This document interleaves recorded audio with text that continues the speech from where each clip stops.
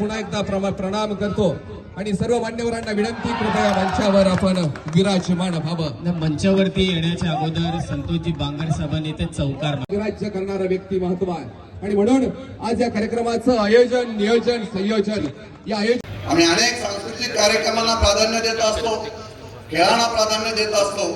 याच माध्यमातून या रायगड जिल्ह्यातून खेळाडू तयार झाले पाहिजे, आंतरराष्ट्रीय खेळाडू तयार झाले पाहिजेत। याच दृष्टीने महेंद्रशेठ दलवी यांनी या स्पर्धांचं आयोजन या ठिकाणी पंचांचा निर्णय अंतिम असतो आणि कॅप्टन हा कूल असतो।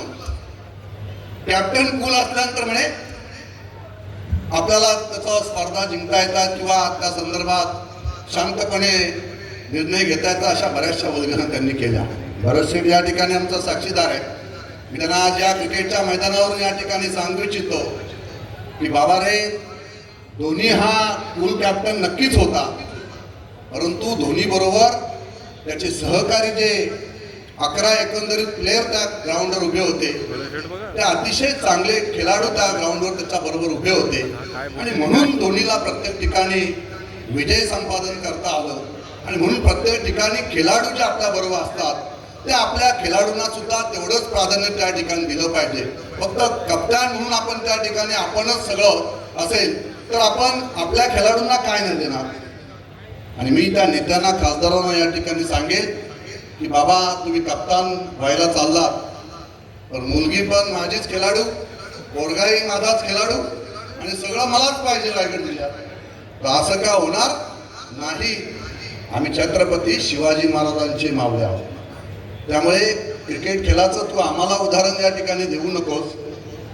पंचांनी निर्णय जरी दिलेला असेल तरी आज क्रिकेट हे पुढे गेलेलं आहे आणि थर्ड अंपर आलेला आहे। थर्ड अंपरनी तो निर्णय चुकीचा होता म्हणून आपण त्या ठिकाणी स्थगिती देऊ शकलो, हे सुद्धा आपण त्या ठिकाणी विसरता कामा नये। आणि म्हणून आपण जे काय आहे ते स्वतःसाठी न करता आपण इतरांसाठी आपल्या खेळाडूंना प्राधान्य दिलं पाहिजे। आपले सहकारी आहेत, त्यांनी आपल्याला कप्तान बनवलं म्हणून आपण केंद्रात गेलो, ह्या गोष्टीचा भान आपण त्या ठिकाणी ठेवायला हवा होता। परंतु आपल्याला जे मिळालं कप्तान पद, मग मात्र चांगला खेळाडू सुद्धा ग्राउंडच्या बाहेर गेला तर चालेल, त्याचं सुद्धा आपण त्या ठिकाणी निवड कमिटीमध्ये त्याचं नाव न आलं पाहिजे। अशा पद्धतीचं राजकारण जर आपण करायला गेलात तर आपण क्षणिक त्या ठिकाणी चूक घेऊ शकता, परंतु पुढील काळामध्ये मात्र या गोष्टीचे परिणाम आपल्याला वाईटच भोगायला येतील। आणि म्हणून मी या ठिकाणी सांगेन की छत्रपती शिवाजी महाराजांचा रायगड जिल्हा आहे। रायगड जिल्हा आपल्या सगळ्यांना इतिहास रायगड जिल्ह्याचा माहिती आहे। छत्रपती शिवाजी महाराजांच्या पदस्पर्शाने पावन झालेली ही भूमी आहे।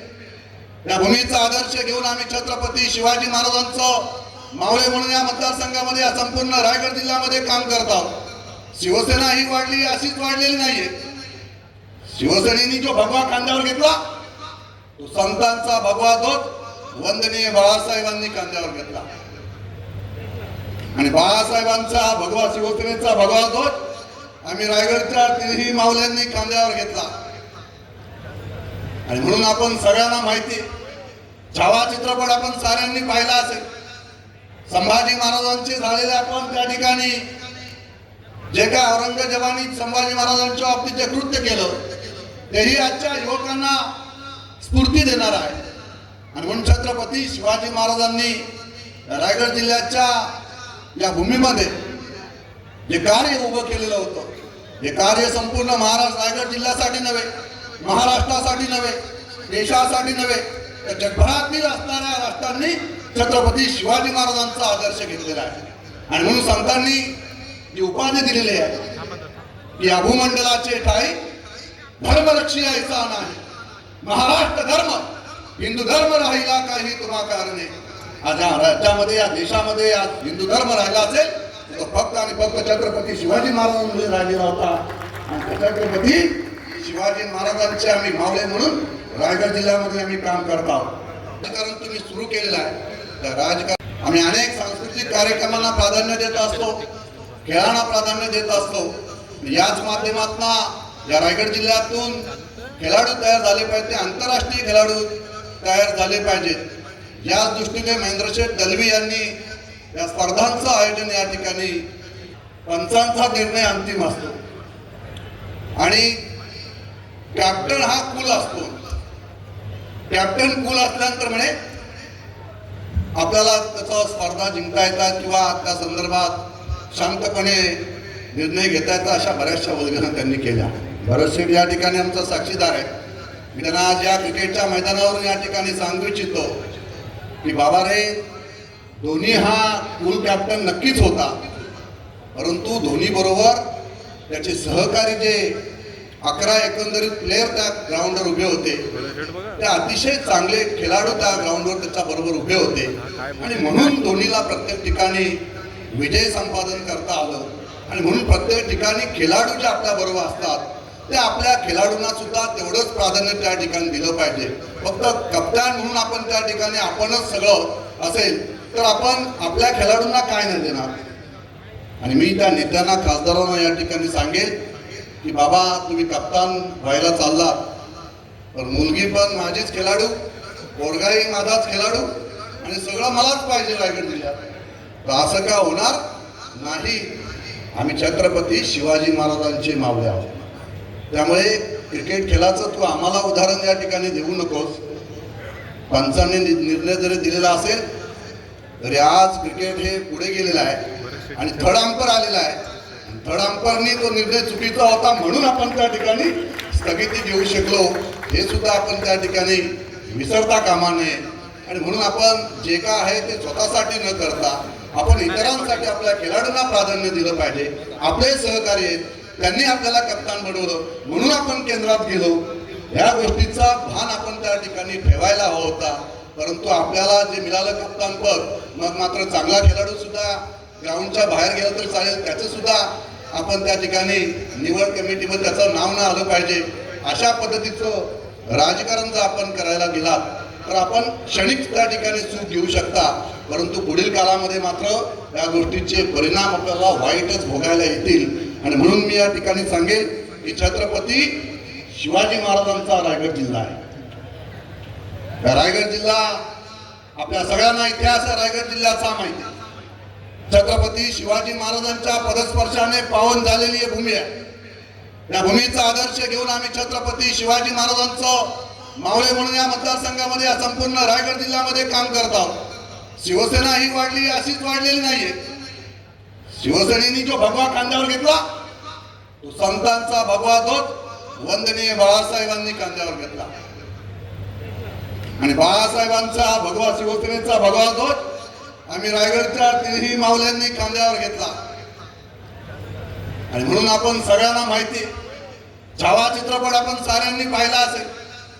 संभाजी महाराजांचे झालेले आपण त्या ठिकाणी जे काय औरंगजेबाने संभाजी महाराजांच्या बाबतीत जे कृत्य केलं तेही आजच्या युवकांना स्फूर्ती देणार आहे.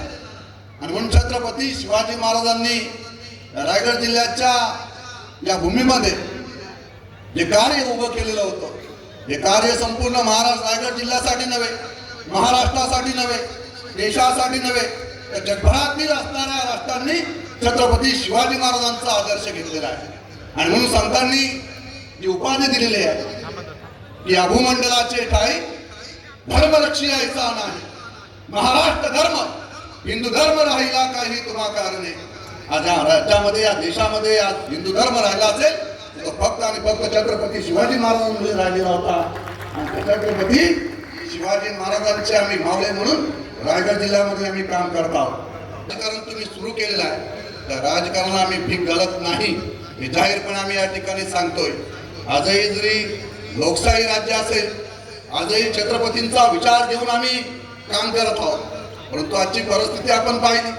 छत्रपती छावा चित्रपटामध्ये दाखवलं आपल्याला की औरंगजेबाचं स्थान कुठे दाखवलं होतं, अकलूज, महाराष्ट्रातलं असणारं अकलूज मध्ये येऊन डेरा बांधून त्या ठिकाणी फितुरीने संभाजी महाराजांना त्या ठिकाणी कैद केलं गेलं.